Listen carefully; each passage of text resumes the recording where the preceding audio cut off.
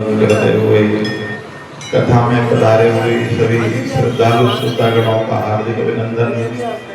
पवित्र श्रावण मास में श्री बांके बिहारी गौशाला के द्वारा आयोजित और महिला कीर्तन मंडली उनके द्वारा भी वो भी सहयोगी और ये शिव महापुराण की पवित्र कथा।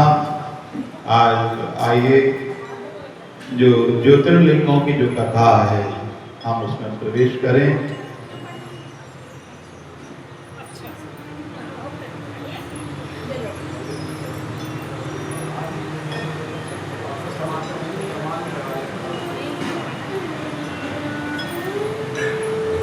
तो ज्योतिर्लिंगों की यात्रा के अंतर्गत आइए हम वैद्यनाथ ज्योतिर्लिंगी की कथा में प्रवेश करें। बोलिए वैद्यनाथ भगवान की। राक्षस राज रावण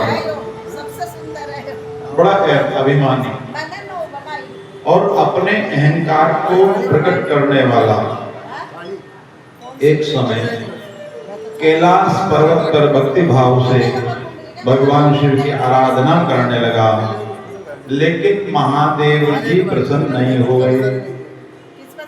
तो उसने मन में विचार किया, प्रसन्नता के लिए मुझे कुछ और करना पड़ेगा। और तब रावण हिमालय से दक्षिण मन में पृथ्वी पर एक बहुत बड़ा गड्ढा किया और अग्नि की स्थापना की और उसके पास से ही भगवान शिव को स्थापित करके यज्ञ आरंभ किया। और ग्रीष्म ऋतु में अपने 5 ओर अग्नि जो है वो जला लेता था और बीच में बैठता। वर्षा ऋतु में खुले मैदान में चबूतरे पर सोता था और शीतकाल में जल के भीतर खड़ा रह करके वो तप करता था। तो इस प्रकार से उसकी 3 साधनाएं चल रही। एक यज्ञ जो था वो तो निरंतर चल ही रहा था, लेकिन ग्रीष्म ऋतु के अनुसार, शीत ऋतु के अनुसार, वर्षा ऋतु के अनुसार वो अपनी देह को भी कष्ट दे रहा था। और इस रीति से रावण ने बहुत तप किया, लेकिन महादेव जो थे वो प्रसन्न नहीं हुए। और तब उसने अपना मस्तक काट करके उस यज्ञ की अग्नि में हवन करना आरंभ किया। 1 2 3 4 5 6 7 8 9 मस्तक काट करके उसने चढ़ा दिए अग्नि में, लेकिन महादेव फिर भी प्रसन्न नहीं हुए। और जैसे वो 10वां मस्तक काटने जा रहा था, उसी समय महादेव उसके समक्ष प्रकट हो गए। बोलो शंकर भगवान की। और भगवान शिव ने आज उसके सभी मस्तकों को पूर्ववत कर दिया और उसकी इच्छा के अनुसार उसको अनुपम बल प्रदान किया और पूछ लिया, तेरे मन में क्या इच्छा है? और तब उसने कहा कि हे देवेश्वर, यदि आप प्रसन्न हैं तो मेरे साथ लंका चलिए। मेरे मन में यही भाव है कि आप मेरी लंका में विराजमान हो जाएं।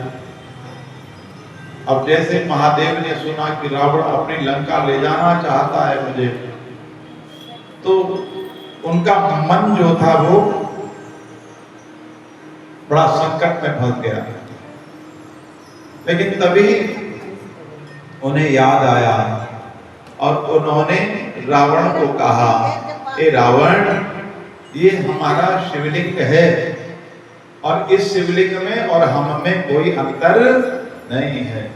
एक काम करो, इस शिवलिंग को तुम अपने साथ लंका लेकर के चले जाओ, लेकिन याद रखना मार्ग में कहीं भी इस शिवलिंग को भूमि पर मत रख देना। यदि तुमने भूमि पर रख दिया तो ये शिवलिंग फिर आगे नहीं जा पाएगा, ये वहीं पर स्थित हो जाएगा। रावण ने कहा महादेव आप चिंता ना करें, मैं आपको आपके इस शिवलिंग को मैं लंका ले जाकर के रहूंगा। और महादेव से विदा लेकर के विमान में बैठा चल पड़ा। लेकिन मार्ग में आज उसको मूत्रोत्सर्ग की इच्छा पैदा हो गई और तब उसने विमान उतारा और विमान उतार करके इधर उधर देखने लगा। तभी एक ग्वाला उसको दिखाई दिया। ग्वाले से निवेदन किया, ए भैया कुछ समय के लिए शिवलिंग को तुम अपने हाथ में धारण करो और मैं जरा बस अभी आया। ऐसा कहकर के वो चला गया और उधर ग्वाला जो था वो प्रतीक्षा कर रहा था कि कब रावण आए और मैं इस शिवलिंग को उसे दूं। लेकिन रावण जो था वो बैठा तो महाराज वो उठ ही नहीं पा रहा और उधर ग्वाला जो था वो मुहूर्त बीतते बीते उस शिवलिंग के बाहर से पीड़ित होने लगा और व्याकुल हो गया। तब उसने उस शिवलिंग को पृथ्वी पर रख दिया और जब पृथ्वी पर रखा तो वो शिवलिंग वहीं पर स्थित हो गया। रावण ने आज जब लौट करके आया तो देखा शिवलिंग तो भूमि पर रखा है। उसने बहुत उठाने की कोशिश की परंतु असफल हो गया और लंका लौट गया। इंद्र आदि संपूर्ण देवताओं और मुनियों ने जब समाचार सुना तब वे परस्पर सलाह करके वहां आए और उन सबका मन जो था भगवान शिव में ही लगा हुआ था। उन सब देवताओं ने बड़ी प्रसन्नता के साथ भगवान शिव का पूजन किया और वहां भगवान शंकर का प्रत्यक्ष दर्शन करके देवताओं ने उस शिवलिंग की विधिवत स्थापना की और उनका नामकरण कर दिया वैद्यनाथ। बोलिए वैद्यनाथ भगवान की जय। और उसका स्तवन करके सारे देवता स्वर्गलोक को चले गए। तो ये वैद्यनाथ ज्योतिर्लिंग जो है ये जो भी इनका दर्शन करता है तो संपूर्ण अभिष्टों को प्रदान करने वाला है, पापों को नष्ट करने वाला है। और यही शिवलिंग जो है तीनों लोकों में वैद्यनाथेश्वर के नाम से प्रसिद्ध हुआ और सत्पुरुषों को भोग और मोक्ष देने वाला दिव्य उत्तम एवं श्रेष्ठ ज्योतिर्लिंग दर्शन और पूजन से भी समस्त पापों को हर लेता है। और वैद्यनाथ के विषय में दो बातें हैं। एक तो कहा जाता है कि झारखंड प्रदेश में जो है संथाल परगने में वैद्यनाथ धाम के नाम से ये प्रसिद्ध है और इसको चिताभूमि कहते हैं। लेकिन जो हम स्तुति गाते हैं तो स्तुति में आता है परल्याम वैद्यनाथम, है ना। तो परल्याम की जो परली गांव है हैदराबाद नगर के पास, तो उस परली गांव के निकट श्री वैद्यनाथ नामक ज्योतिर्लिंग है। तो ये वैद्यनाथ की स्थिति जो है वो दो जगह बताई जाती है। अब दो में से कौन सा सत्य है वो तो महादेव ही जाने।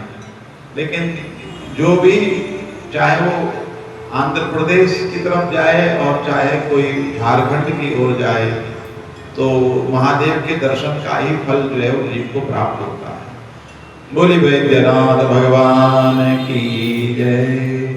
बनी बनी का नाम वे का, भांति भांति वे का नाम।